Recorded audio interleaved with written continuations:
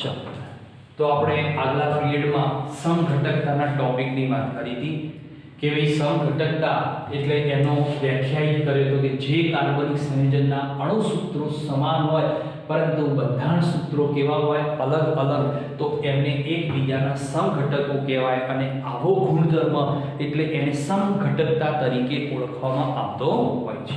ચલો, તો સમઘટકતાના ગુણધર્મની અંદર તો એના પ્રકારો પડશે. તો સમઘટકતા એને અલગ અલગ બે ભાગમાં વહેંચવામાં આવેલી છે. બરાબર? કેટલા ભાગમાં? બે ભાગની અંદર એને વહેંચી દેવામાં આવેલી છે. હવે આ જે સમઘટકતાના ટોપિકની અંદર એને બે ભાગમાં જે વહેંચવામાં આવી છે, એમાં એક ભાગ છે જેને આપણે બંધારણીય સમઘટકતા કહીએ છીએ. એક ભાગનું નામ છે બંધારણીય સમઘટકતા. બીજા ભાગનું નામ છે, પ્રકાર પડે છે, એને કહેવાય છે અવકાશીય સમઘટકતા તરીકે ઓળખવામાં આવે છે. આ બે ભાગમાં એને વહેંચી દેવામાં આવે છે. હવે એમાં જે બંધારણીય સમઘટકતા અને અવકાશીય સમઘટકતા જે વહેંચવામાં આવી, એમાં અવકાશીય સમઘટકતાના તો અલગ અલગ બે પ્રકારો હશે. બરાબર? એક પ્રકાર છે એને પ્રકાશીય સમઘટકતા કહેવાય છે. એક પ્રકારનું નામ છે પ્રકાશીય સમઘટકતા. બીજો પ્રકાર છે એનું નામ છે, આપણે એને કહીએ છીએ વિન્યાસ સમઘટકતા. વિન્યાસ સમઘટકતા તરીકે ઓળખવામાં આવે છે. પ્રકાશીય સમઘટકતા છે આપણે ભણવાનું નથી પણ સમજવા માટે કે પ્રકાશીય સમઘટકતામાં તો એમાં આવે છે ડેક્સ્ટ્રો એટલે ડી કહેવાય છે અને પ્લસ લીવો જે ઋણ ચિહ્ન ધરાવે છે, એનું મિશ્રણ એટલે એને રેસેમિક મિશ્રણ કહેવાય છે. રેસેમિક મિશ્રણ તરીકે ઓળખવામાં આવે છે. ડેક્સ્ટ્રો અને લીવો સમઘટકો નું રેસેમિક મિશ્રણ એટલે પ્રકાશીય સમઘટકતા તરીકે ઓળખવામાં આવે છે. ઇંગ્લિશમાં આપણે એને ઇનેન્શિયોમર્સ આઇસોમરાઇઝમ તરીકે ઓળખાય છે. વિન્યાસ સમઘટકતાની અંદર વાત કરીએ તો અલગ અલગ વિન્યાસ સમઘટકતાઓ આવશે કે જેની અંદર બે ભાગમાં એને વહેંચવામાં આવી છે. આ વિન્યાસ સમઘટકતાના બે ભાગ પડશે. એક ભાગ જેનું નામ આપ્યું છે ભૌમિતિક સમઘટકતા કહેવાય છે. એક ભાગનું નામ છે ભૌમિતિક સમઘટકતા કહેવાય છે અને બીજો ભાગ છે જેને આપણે સમરૂપો, ઇંગ્લિશમાં કન્ફર્મેશન કહેવાય છે, સમરૂપો તરીકે ઓળખાય છે. હવે સમરૂપોમાં આપણે ભણીશું ઇક્લિપ્સ્ડ, બીજું છે સ્ટેગર્ડ અને ત્રીજું આવે છે ગ્યુસ અથવા વોચ તરીકે ઓળખાય છે. આ ત્રણ પ્રકારના સમરૂપો બને છે. ભૌમિતિક સમઘટકતામાં એક સમઘટકતા તો સિસ અને ટ્રાન્સ આ જોડીમાં હોય. આ કેવી હોય છે? જોડીમાં, સિસ અને ટ્રાન્સ. બીજી છે કેપિટલ ડી અને કેપિટલ એલ વિન્યાસ સમઘટકતા કહેવાય છે. ત્રીજો પ્રકાર પડે છે આર અને એસ વિન્યાસ સમઘટકતા અને કેપિટલ ઈ અને કેપિટલ ઝેડ વિન્યાસ સમઘટકતા તરીકે ઓળખવામાં આવે છે. આ પ્રકારો ક્યાં પડશે? અવકાશી સમઘટકતામાં, વિન્યાસમાં આવેલો પેટા વિભાગ ભૌમિતિકમાં આ ચાર પ્રકારની સમઘટકતા જોવા મળતી હોય છે. આપણે અહીંયા ભણવાની છે તો એની અંદર તો બંધારણીય સમઘટકતા એના અલગ અલગ પ્રકારો પડશે. બરાબર? એના અલગ અલગ 5 પ્રકારોમાં એને વહેંચવામાં આવેલી છે. એને અલગ અલગ 5 વિભાગની અંદર વહેંચી દેવામાં આવી છે. હવે જે 5 વિભાગમાં વહેંચવામાં આવી છે તો એમાં પ્રકારોમાં એક છે જેને કહેવાય છે શૃંખલા સમઘટકો કહેવાય છે. શૃંખલા સમઘટકતા. બીજી છે ક્રિયાશીલ સમૂહ સમઘટકતા. ક્રિયાશીલ સમૂહ સમઘટકતા કહેવાય છે. ત્રીજી કહેવાય છે એને સ્થાન સમઘટકતા કહેવાય છે કે સ્થાન સમઘટકતા કહેવાય છે. ચોથો પ્રકાર પડે છે એને મેટામેરિઝમ સમઘટકતા તરીકે ઓળખવામાં આવે છે. અને પાંચમો પ્રકાર પડે છે જેને કહેવાય છે ટ્યુટોમેરિઝમ એટલે કે ચલ રૂપકતા. આ પાંચ વિભાગની અંદર વહેંચવામાં આવી છે. પણ તમારી ચોપડીની અંદર તો એમાંથી આપણે ભણવાની છે ફક્ત 4 પ્રકારની સમઘટકતા ભણવાની છે. પણ આપણે શું કરીશું? બધા પ્રકારો લઈશું. આ પાંચે પાંચ પ્રકારોનો અભ્યાસ કરીશું.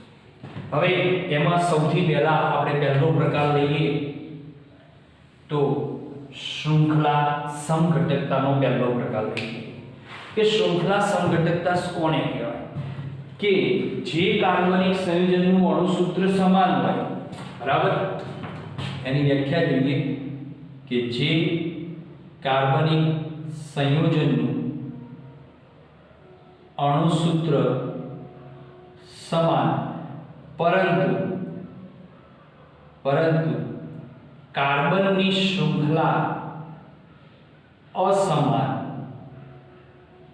તો ડેશ ડેશ ડેશ ડેશ એટલે કે એવી સમઘટકતાને શૃંખલા સમઘટકતા કહેવામાં આવે છે.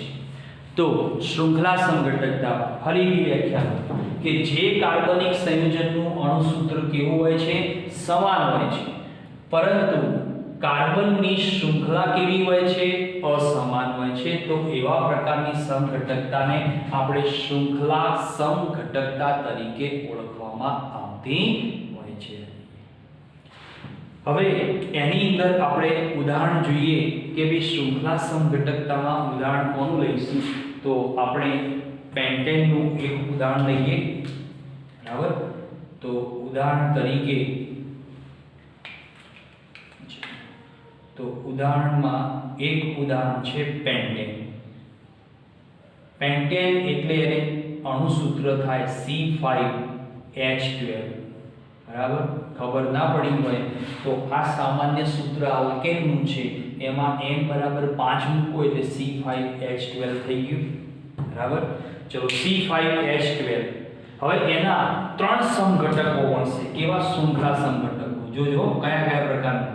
તો જો એક આ રીતે ગોઠવાય છે CH3, CH2, CH2, CH2 and CH3. ગણી નાખો C5H12 થઈ ગયું. ચલો બીજું એનું બંધારણ સૂત્ર આ રીતે ગોઠવાય છે CH3, CH2, CH, CH3 અને CH3. ગણી નાખો. કાર્બન 5, હાઇડ્રોજન 15 થાય છે.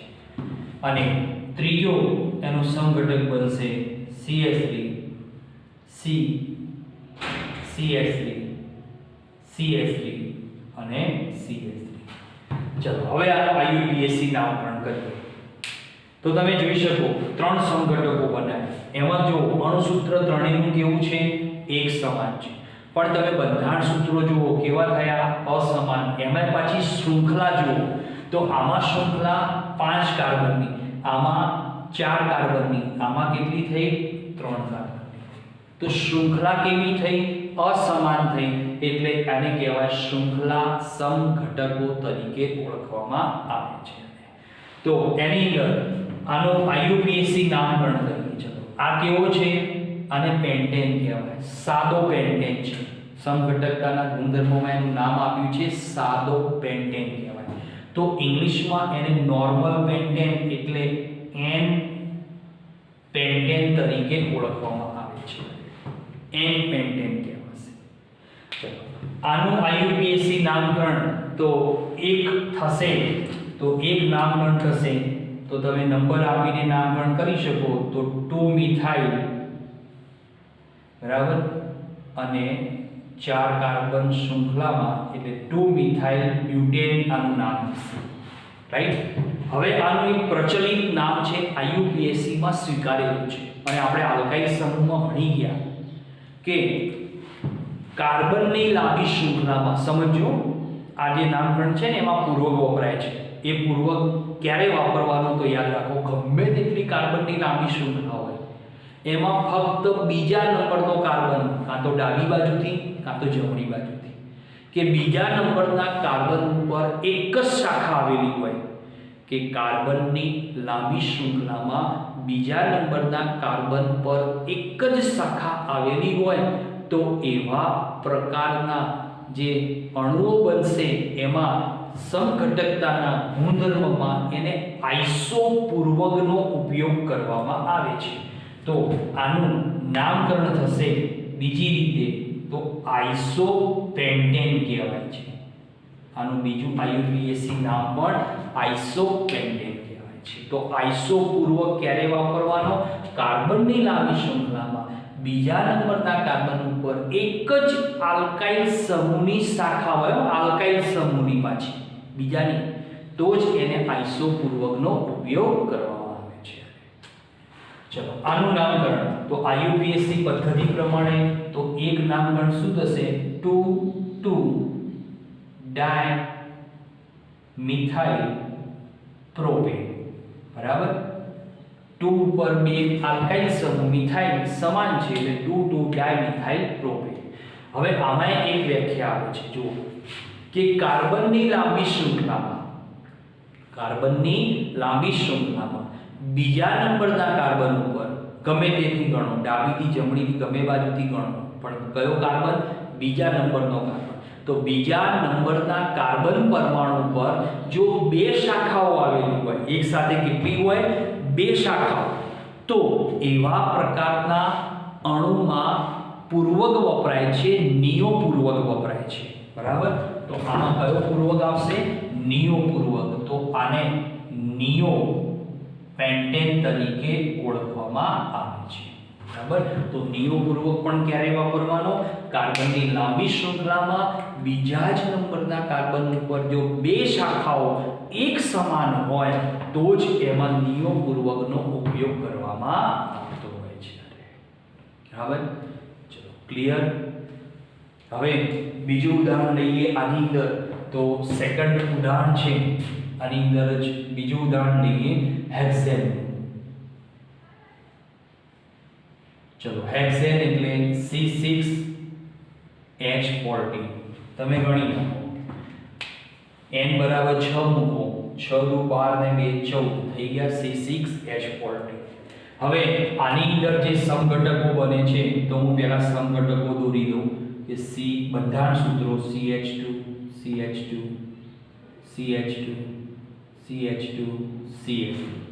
ચલો બીજું બંધારણ સૂત્ર થશે CH3 CH2 CH2 CH CH3 અને બીજા ઉપર એક CH3. તમે ગણી નાખો, બધાના કાર્બન હાઇડ્રોજનની સંખ્યા એક સમાન થશે.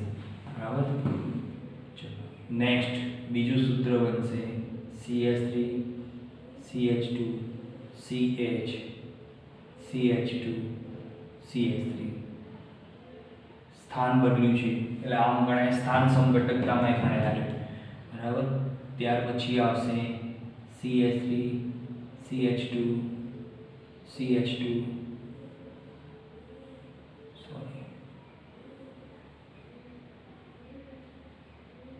CH3 CH3 CH3 ત્રણ 6 કાર્બન એટલે થઈ ગયા હાઇડ્રોજન 14 અને 1 2 3 4. બરાબર, હા બીજો એક સમઘટક આરે બનશે CH3 CH CH CH3. આની પર CH3, આમાં પણ CH3. બરાબર, જો ત્રણ પ્રકારના સમઘટકો છે. હવે સોરી 5 પ્રકારના, પણ ત્રણ સમઘટકો કેવા છે? શૃંખલાવાળા છે. પણ બે સમઘટકો જો તમને કેવા મળશે? સ્થાન સમઘટકો. આપણે લઈશું સ્થાન સમઘટકતામાં, પણ આની અંદર ભેગા ગણાય છે એટલે મેં લખી નાખ્યા છે કે હેક્સેન. હેક્સેનમાં તમે જુઓ તો આ કેવો છે? નોર્મલ હેક્સેન કહેવાય. આને કેવો કહેવાશે? N હેક્સેન તરીકે ઓળખવામાં આવશે. સાદો હેક્સેન છે એટલા માટે એને આપણે નોર્મલ હેક્સેન તરીકે ઓળખીશું. ચલો ત્યાર પછી આર્ય પદાર્થ. આ પદાર્થમાં તમે જુઓ અહીંયા 6 કાર્બનની શૃંખલા, અહીંયા થઈ ગઈ 5 કાર્બનની, એટલે એક શાખામાં ગયો એટલે સમઘટક બની ગયો. કયો થયો? શૃંખલા નાની થઈ ગઈ, 6 ની હતી અને 5 ની થઈ ગઈ. પણ તમે જુઓ સ્થાન કયું છે? બીજા નંબરના કાર્બન ઉપર, એટલે એનું સ્થાન પ્રમાણે એક IUPAC નામ શું થશે? તો જો હું કૌંસમાં લખું છું IUPAC નામ, તો 2 મિથાઇલ પેન્ટેન તરીકે ઓળખાશે. બરાબર. પણ આઈસોપૂર્વક આમાં લાગશે, આમાં શીખવાડ્યું કે બીજા નંબરના કાર્બન ઉપર મિથાઇલ સમૂહ છે એટલે આઈસોપૂર્વક લાગે એટલે આને આઈસોહેક્સેન તરીકે ઓળખવામાં આવે છે. આઈસોહેક્સેન કહેવાય છે. હવે તમે જુઓ ત્રીજો સમઘટક, તો બીજા અને ત્રીજા સમઘટકમાં ખાલી સ્થાન બદલાયું છે. શૃંખલા તેની તે જ છે, પણ શું થયું? સમૂહનું સ્થાન બદલ્યું, CH3 સમૂહ. તો આ સમઘટક એક રીતે સ્થાન સમઘટક તરીકે પણ ઓળખાય છે. એટલે એવું કહેવાય છે કે બંધારણીય સમઘટકતામાં શૃંખલા, ક્રિયાશીલ સમૂહ અને સ્થાન સમઘટકતા આ ત્રણેય એકબીજામાં ભળેલા હોય છે. બરાબર. એટલે આ એક પ્રકારની સ્થાન સમઘટકતા તરીકે પણ ઓળખવામાં આવે છે. તો અહીંયા જો આની અંદર તમે આઈસોપૂર્વક વાપરી શકાય નહીં, કેમ કે ત્રીજો કાર્બન આવ્યો એટલે ના વપરાય. તો સાદું નામ થશે 3 મિથાઇલ પેન્ટેન તરીકે એનું IUPAC નામ થશે. ચલો આયુ સંયોજન. તો તમે IUPAC પદ્ધતિ પ્રમાણે એનું નામકરણ કરો તો શું થશે? 2 ડાયમિથાઇલ અને 4 કાર્બન એટલે બ્યુટેન. તો 2 ડાયમિથાઇલ બ્યુટેન તરીકે ઓળખાશે. હવે એમાં જો પૂર્વક આવશે, નિયો પૂર્વક લાગુ પડે. કેમ કે એના બીજા નંબરના કાર્બન ઉપર 2 શાખાઓ એટલે આનું બીજું નામ થશે નિયોહેક્સેન તરીકે ઓળખવામાં આવે છે. અને નિયોહેક્સેન તરીકે પણ ઓળખવામાં આવતી હોય છે. બરાબર. આ બે ઉદાહરણોને જુદા પાડો એટલે તમે પાછા ભેગા કરી નાખશો. ઓકે. ચલો અને છેલ્લો સમઘટક જુઓ. તો આ શૃંખલા સમઘટક થયો. કેમ કે આ 1, આ 2 અને આ 3 શૃંખલા. પણ તમે આ સમઘટક જુઓ, સ્થાન સમઘટક કહેવાય. કેમ કે શૃંખલા 4 કાર્બનની પણ ક્રિયાશીલ સમૂહનું સ્થાન બદલાઈ ગયું છે, આમાં જ ગણાય છે. એટલે આનું નામ શું થશે? 2,3 ડાયમિથાઇલ અને 4 કાર્બન શૃંખલામાં એટલે બ્યુટેન તરીકે ઓળખવામાં આવે છે. તો હેક્સેનના કુલ સમઘટકો કેટલા મળે છે? તો હેક્સેનમાં કુલ સમઘટકોની સંખ્યા 5 છે. એમાં 3 સમઘટકો કેવા છે? ક્રિયાશીલ સમૂહ સમઘટકો છે. બરાબર. અને બાકીના 2 સમઘટકો જેને મેં કાળા રંગથી નામ લખ્યું છે એ 2 સમઘટકો કેવા કહેવાય? સ્થાન સમઘટકો તરીકે ઓળખવામાં આવતા હોય છે. ઓકે. બરાબર. ત્યાર પછી આપણે વાત કરીએ ક્રિયાશીલ સમૂહ સમઘટકો તરીકે ઓળખવામાં આવતા હોય છે. તો ક્રિયાશીલ સમૂહ સમઘટકો એની માટે તો એમાં આપણે એની વ્યાખ્યા જોઈએ. આટલો વિભાગ આની માટે ક્લિયર. હવે લઈએ ક્રિયાશીલ સમૂહ સમઘટકો. તો પહેલા એની વ્યાખ્યાનો વાત કરીએ કે ભાઈ જે કાર્બનિક સંયોજનનું અણુ સૂત્ર કેવું હોય? સમાન, પરંતુ તેમાં ક્રિયાશીલ સમૂહ જુદા જુદા હોય. ક્રિયાશીલ સમૂહ કેવા હોય? જુદા જુદા હોય તો તે સમઘટકતાને ક્રિયાશીલ સમૂહ સમઘટકતા કહેવાય છે. કે જે કાર્બનિક સંયોજનનું અણુ સૂત્ર સમાન હોય પરંતુ ક્રિયાશીલ સમૂહો અલગ અલગ હોય તો એને આપણે ક્રિયાશીલ સમૂહ સમઘટકતા તરીકે ઓળખવામાં આવતા હોય છે. હવે એની અંદર તો આપણે ઉદાહરણ તરીકે લઈએ આમાં આપણે ઉદાહરણ લઈએ તો આની અંદર પહેલું ઉદાહરણ છે કે ભાઈ અણુસૂત્ર છે C3H6O, બરાબર. આ એક અણુસૂત્ર લઈએ. હવે એનું જો બંધારણ સૂત્ર બનાવી લ્યો, આમાંથી બંધારણ સૂત્ર તો 3 કાર્બન, તો 1 2 અને 3 કાર્બન. ચલો ગોઠવી દીધા, સમજી ગયા. હવે તમે જુઓ 6 હાઇડ્રોજન, તો સૌથી પહેલા 3 અહીંયા મૂકો, 3 અહીંયા મૂકો. ઓકે, થઈ ગયા 6 હાઇડ્રોજન. અને વચ્ચે સિંગલ બોન્ડ અને ઓક્સિજન ડબલ બોન્ડ સાથે દર્શાવો. જો બની ગયો C3H6O, બરાબર. હવે જો આમાં કયો ક્રિયાશીલ સમૂહ તમને દેખાય છે, તો આપણે ભણી ગયા કીટોન સમૂહ છે. હવે જો હું સમૂહ બદલી નાખું છું, પરમાણુની સંખ્યા, અણુસૂત્ર બધું ત્યાંનું તે જ રહેશે, પણ ખાલી શું થયું, બંધારણ નવું બદલાશે. નવું સમૂહ લાવું છું તો ક્રિયાશીલ સમૂહ નવું બનાવો, CH3 CH2 CHO. તો જોઈ લો 3 2 5 ને 1 6 અને 3 કાર્બન 1 ઓક્સિજન થઈ ગયા. ખ્યાલ આવી ગયો. તો તમે જુઓ બંનેનું અણુસૂત્ર કેવું, એક સમાન. ક્લિયર. પણ તમે બંનેમાં ક્રિયાશીલ સમૂહ કેવા થયા, જુદા જુદા. એકમાં કીટોન, એકમાં આલ્ડીહાઇડ. ચલો કીટોન વાળાનું નામકરણ કરવું છે તો આનું નામ શું થશે, પ્રોપેનોન થશે. આપણે ભણી ગયા આનું નામકરણ શું થશે, પ્રોપેનોન, અથવા એસીટોન પણ લખી શકાય. હો, તમે લખી શકો એસીટોન પણ.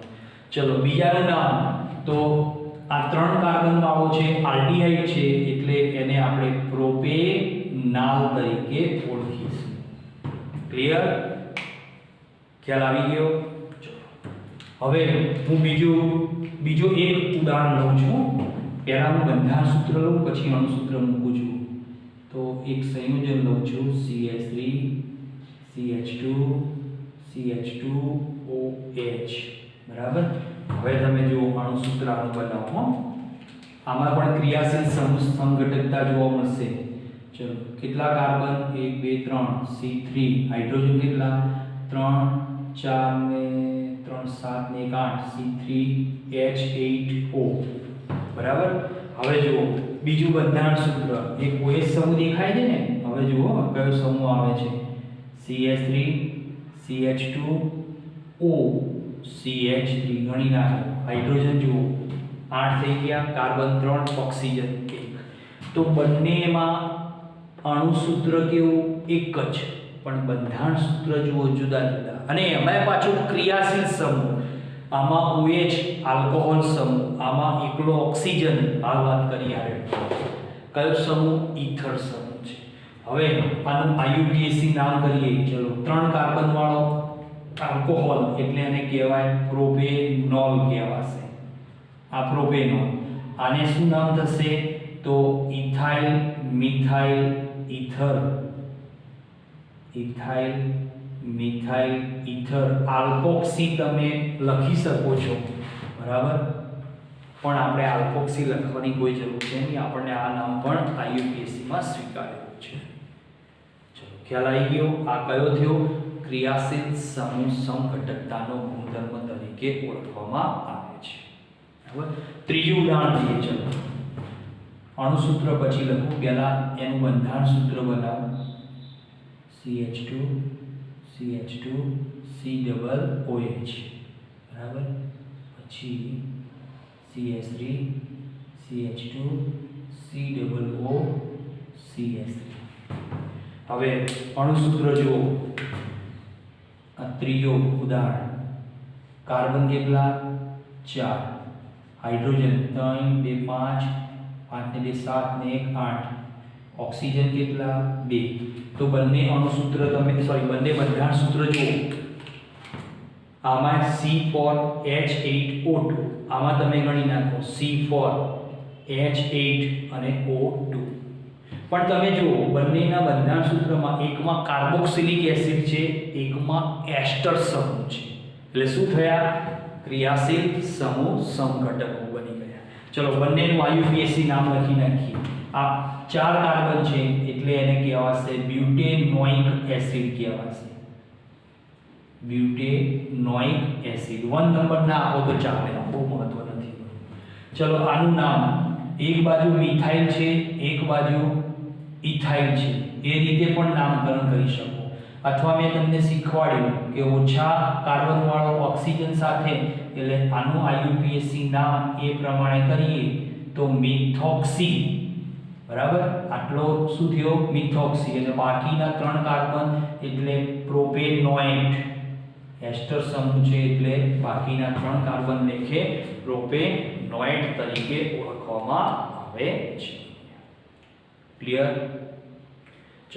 હવે એના પછી ત્રીજો પ્રકાર પડે છે, એને કહીએ છીએ સ્થાન સમઘટકતા તરીકે ઓળખવામાં આવે છે. ચલો સ્થાન સમઘટકતા માટે એ આટલા વિભાગ થયો કોનો? તો ક્રિયાશીલ સમૂહ સમઘટકતા. હવે સ્થાન સમઘટકતાના ટોપિકની વાત કરીએ તો સ્થાન સમઘટકતા એની વ્યાખ્યા લખું છું કે ભાઈ જે કાર્બનિક સંયોજનનું અણુસૂત્ર સમાન પરંતુ તેમાં રહેલ ક્રિયાશીલ સમૂહનું, તેમાં રહેલ ક્રિયાશીલ સમૂહનું સ્થાન અલગ અલગ હોય તો તેમને એકબીજાના સ્થાન સમઘટકો કહેવાય છે. કે જે કાર્બનિક સંયોજનનું અણુસૂત્ર સમાન હોય પરંતુ ક્રિયાશીલ સમૂહનું સ્થાન કેવું હોય? અલગ અલગ, તો એમને આપણે એકબીજાના સ્થાન સમઘટકો કહેવામાં આવે છે. ગુણધર્મ સ્થાન સમઘટકતા થશે. ચલો એની અંદર આપણે ઉદાહરણ તરીકે વાત કરીએ તો ઉદાહરણ લઈએ. ચલો એમાં એક ઉદાહરણ તો ચોપડીનું આપ્યું છે, એ સિવાય લઈએ. ચલો C4 વાળું લઈએ કે C3H8O, બરાબર. હવે તમે આ ઉદાહરણમાં તમે ધ્યાનથી જુઓ કે આ ઉદાહરણનું એક બંધારણ સૂત્ર થશે CH3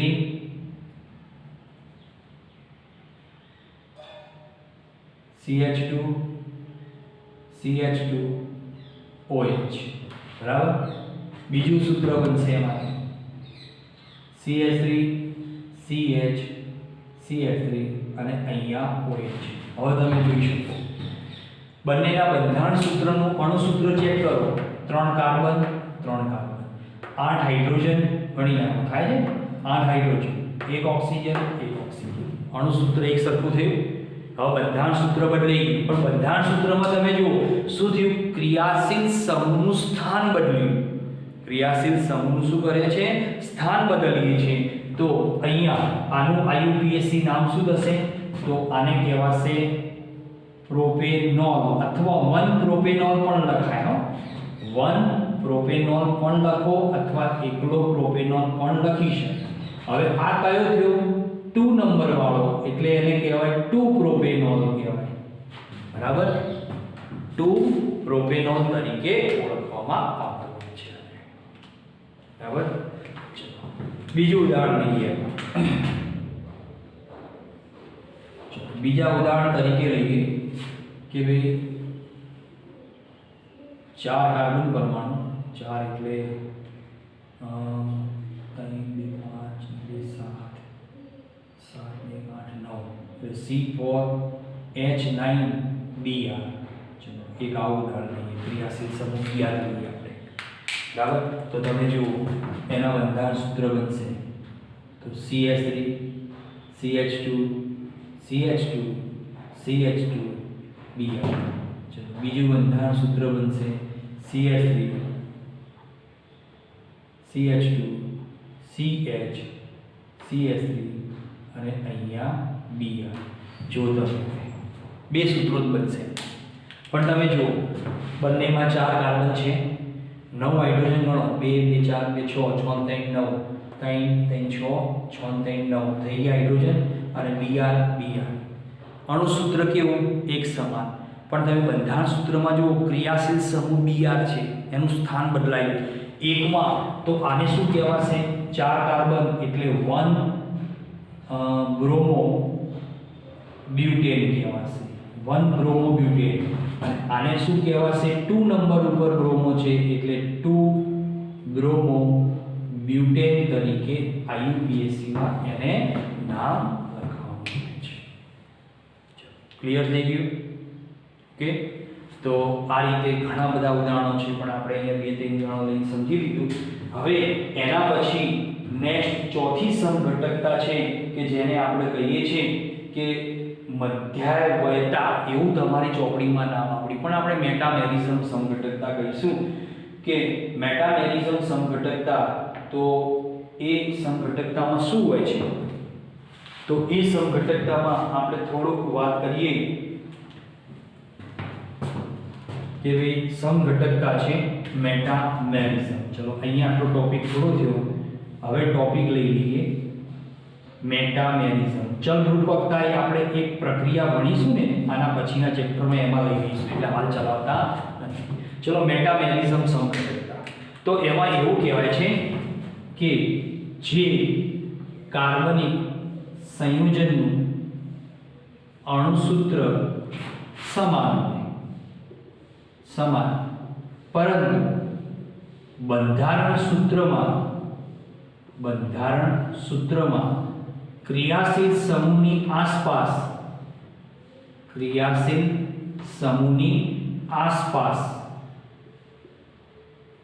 અસમાન આલ્કાઇલ સમૂહો હોય તો ડેશ ડેશ ડેશ એને મેટામેરિઝમ કહેવાય છે. કે જે કાર્બનિક સંયોજનનું અણુસૂત્ર સમાન હોય, પરંતુ એનું જે બંધારણ સૂત્ર છે એ બંધારણ સૂત્રની અંદર ક્રિયાશીલ સમૂહની આજુબાજુ શું હોય? અસમાન આલ્કાઇલ સમૂહ જોડાયેલા હોય, તો એને મેટામેરિઝમ સમઘટકતા કહેવાય છે. એની અંદર આપણે ઉદાહરણ તરીકે લઈએ કે ભાઈ ચોપડીમાં આવ્યું છે એક ઉદાહરણ છે C4H10O. સમજી લઈએ, આ અણુસૂત્ર છે C4H10O. હવે આનું બંધારણ સૂત્ર બનાવો, જુઓ તમે. એક બંધારણ સૂત્ર તમે જુઓ તો CH3 CH2 CH2O CH3. હવે તમે જુઓ, ગણી નાખો. 1 2 3 4 કાર્બન, 3 3 6 અને 4 10 હાઇડ્રોજન, 1 ઓક્સિજન. રાઈટ? હવે તમે ધ્યાનથી જોજો. સિમ્પલ. બરાબર. હવે જુઓ બીજું બંધારણ સૂત્ર CH3 CH2O CH2 CH3. જોઈ શકો તમે. ત્રીજું બનશે નહીં.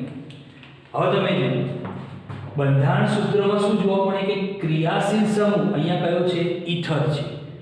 એની આસપાસ અસમાન આલ્કાઇલ. તો તમે અહીંયા જુઓ, આ ઈથર સમૂહ, આ બાજુ મિથાઇલ, આ બાજુ પ્રોપાઇલ. આ ઈથર સમૂહ, આ બાજુ ઇથાઇલ, આ બાજુ પણ ઇથાઇલ. એટલે બંને સૂત્રો કેવા થઈ ગયા? અસમાન, બદલાઈ ગયા. એટલે એમને એકબીજાના શું કહેવાય? મેટામેરિઝમ કહેવાય છે. હવે આનું IUPAC નામ લખી નાખીએ આપણે. ચલો IUPAC નામ શું થશે? તો આ પ્રોપાઇલ છે, આ મિથાઇલ છે, તો મિથાઇલ પ્રોપાઇલ ઇથર. આ નામ તમને કોઈ ખોટું ના આપી કે આ નામ પણ લખી શકાય. ચલો આ બાજુ બે બાજુ ઇથાઇલ સમાન છે તો ડાય પૂર્વક મૂકવાનું, કેમ કે સમાન માટે શીખવાડી દીધો. તો ડાય ઇથાઇલ ઇથર તરીકે ઓળખવામાં આવે છે. ચલો બીજું ઉદાહરણ લઈએ. બીજું ઉદાહરણ, એમાં હું પહેલા સૂત્ર બનાવું પદાર્થનું. CH3 CH2 CH2 NH2. બરાબર. પછી CH3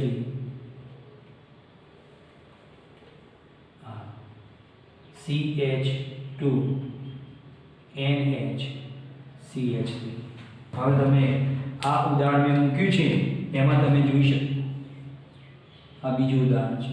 એમાં કાર્બનની સંખ્યા 3, હાઇડ્રોજન 4 5 6 3 9, C3 H9N બંનેનું અણુસૂત્ર જુઓ છે 3 કાર્બન 3 કાર્બન 9 હાઇડ્રોજન 3 3 6 3 9 એ 1 1 નાઇટ્રોજન બરાબર. હવે તમે આ જુઓ એકબીજાના કેવા છે મેટામેરિઝમ છે. આમાં આનું આઈયુપીએસસી નામ શું થશે પ્રોપેનેમાઇન અથવા પ્રોપાઇલ એમાઇન પણ લખી શકાય હો બી પ્રોપાઇલ એમાઇન લખો અથવા પ્રોપેનેમાઇન પણ લખી શકો. મેં તમને અહીંયા કીધું કે 1 ડિગ્રી એમાઇનમાં આલ્કેનેમાઇન અથવા આલ્કાઇલ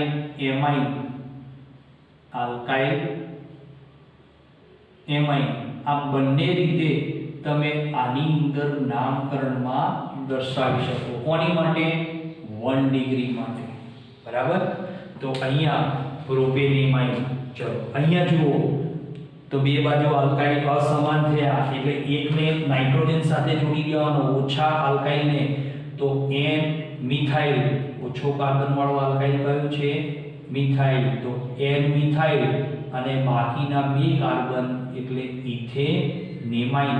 આ થઈ ગયું એનું આઈયુપીએસસી નામકરણ બરાબર. તો મેટામેરિઝમ એટલે એને એવું કહેવાય કે જે કાર્બનિક સંયોજનનું અણુસૂત્ર એક સમાન હોય પરંતુ બંધારણ સૂત્રમાં ક્રિયાશીલ સમૂહની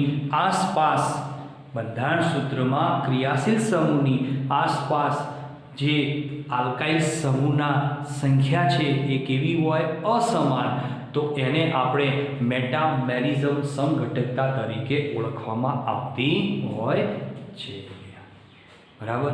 તો અહીંયા આપણે સમઘટકતાનો ટોપિક પૂરો થાય છે. એમાં બંધારણીય સમઘટકતા એના 5 પ્રકારો છે. 5 પ્રકારોમાંથી આપણે એક પ્રકાર જે છે ચલરૂપકતા એનો અભ્યાસ આપણે આના પછીના ચેપ્ટરમાં એક રાસાયણિક પ્રક્રિયા આવે છે એની અંદર તમને ત્યાં શીખવાડી દઈશે બરાબર. અને બાકીની 4 સમઘટકતા એ આપણી બુકમાં આપેલી છે. તો અહીંયા સમઘટકતાનો ટોપિક તમારો પૂરો થાય છે. હવે આપણે કાર્બનિક સંયોજનોમાં તો શું કરીશું કે કાર્બનિક સંયોજનોમાં જે પ્રક્રિયાઓ થાય છે બરાબર એ પ્રક્રિયાઓ વિશેનો અભ્યાસ આપણે કરવાનો છે કે જેમાં આપણે 2 ભાગમાં પ્રક્રિયાઓ થાય સમવિભાજન અને વિષમ વિભાજન કઈ રીતે થાય છે અને એની અંદર જોવા મળે છે તો 4 પ્રકારની અસરો કે જેમાં પ્રેરક અસર ઇલેક્ટ્રોમેરિક અસર સંસ્પદન અસર એનું બીજું નામ છે મેસોમેરિક અસર અને ચોથી અસર છે હાઇપર કોન્જ્યુગેશન એને ગુજરાતીમાં અતિસંયુગ્મન તરીકે ઓળખવામાં આવતા હોય છે બરાબર. એ આપણે નેક્સ્ટ પીરિયડની અંદર સોલ્વ કરીશું. ઓકે.